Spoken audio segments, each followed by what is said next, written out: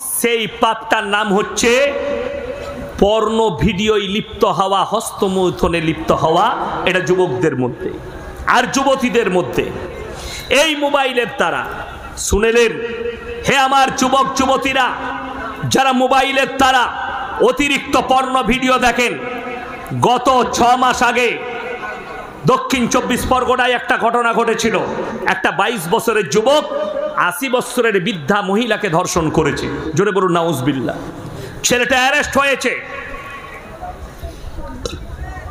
তাকে সর্বপ্রথম প্রশাসন ডাক্তারের কাছে নিয়ে গেছে, ব্রেনের ডাক্তারের কাছে। ছেলেটার কোনো রোগ আছে নাকি দেখুন। দেখার পরে ব্রেনের ডাক্তার বলেছে আর ব্রেন হ্যাং হচ্ছে। ব্রেনের মধ্যে এমন একটা জিনিস আছে, সেই জিনিসের দ্বারা এই পাপটা করেছে। সেই ছেলেটার জবানবন্দি নেওয়া হয়েছে। তুমি কি করে করলে? বলে আমি সারা রাত্রি প্রত্যেক দিন পর্ন দেখি। আমি যখন ওই জায়গায় মাচার উপরে বসে পর্ন দেখছিলাম, ওই ভদ্র মহিলা প্রস্রাব করতে এসছে, আমি আর থাকতে না পেরে তাকে ধর্ষণ করেছি। আমেরিকা, লন্ডন, ব্রিটেন, জাপান, জার্মানের ডাক্তাররা বলছেন, বিশেষজ্ঞরা, যারা অতিরিক্ত পর্ন ভিডিও দেখবে তাদের ব্রেনে হ্যাং হতে লাগবে এবং যে রোগটা দাঁড়াবে সে তার চোখের দ্বারা জটা মহিলাকে দেখবে, জিনার চোখেই দেখবে। তার মাকে দেখুক, তার বোনকে দেখুক, তার বিটিকে দেখুক, তার দাদিকে দেখুক, আর নানিকে দেখুক, আর তার প্রতিবেশীকে দেখুক। যে মহিলাটাকে দেখবে ধর্ষণের চোখে দেখবে, সে বলাৎকারের চোখে দেখবে। এই রোগটা দাঁড়াবে। ওই জন্যে শুনেলেন আমার এই বয়ান 6 মাস আগে বেরোনোর পরে কলকাতার এক হারামের আওলাদ শিক্ষিত লোক মুসলিমদের আমাকে ফোন করে গালি দিয়েছিল। আমার কাছে তার নম্বর নেই, নাইলে সেই হারামের আওলাদকে বলতাম, শোন, আমার কথা আজকে সত্যই প্রমাণিত হয়েছে। 1 মাস আগে উত্তরপ্রদেশের একটা দুর্ঘটনা ঘটেছে। ঘটনাটা শুনেলেন। বাবা 1 বছর আগে মারা গেছে। মা আর এক ছেলে এক মেয়ে থাকে বাড়িতে। মা গেছে যে কোনো কাজে আত্মীয় বাড়িতে। তার ছেলে মেয়েকে বলেছে, ছেলেটা বড় মেয়েটা ছোট, যে রান্না করে দিয়েছি, রাত্রে খেয়ে শুয়ে পড়বে, আমি সকালে আসছি। মেয়ে মেয়ের কামরায় শুয়েছে, বেটা বেটার কামরায় শুয়েছে। ছেলেটা কিন্তু পর্ন ভিডিওর মধ্যে ডুবেছিল। পর্ন ভিডিও দেখতে লেগেছে, এতটাই ডুবে গেছে, এমন নেশায় পড়েছে, সে উঠে এসে নিজের বোনটাকে ধর্ষণ করেছে।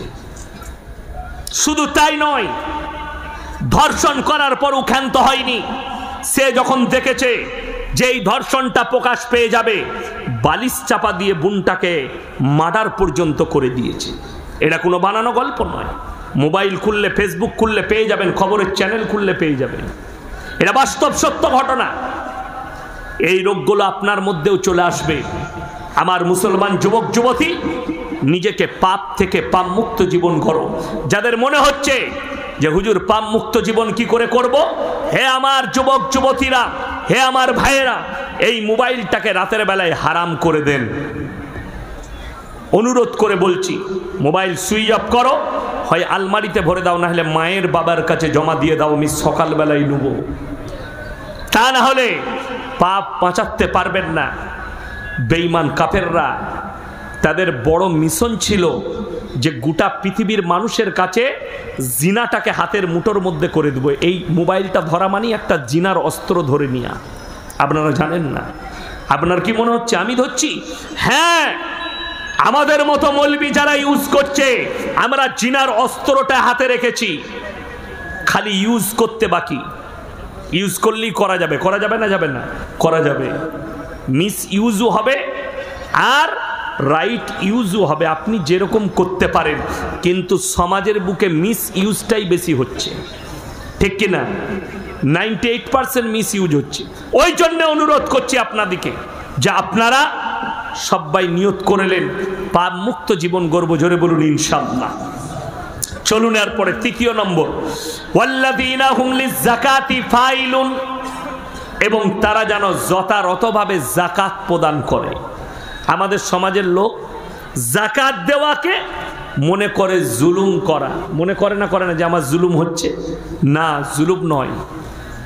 যারা জাকাত দেন না, জাকাত ফরজ আছে, তারা শুনে যান, এক বালতি দুধে যদি 3-4টো মুত পড়ে যায়, ওই দুধটা খাবেন? ফেলে দেবেন। আমার মুসলমান ভাই, আপনি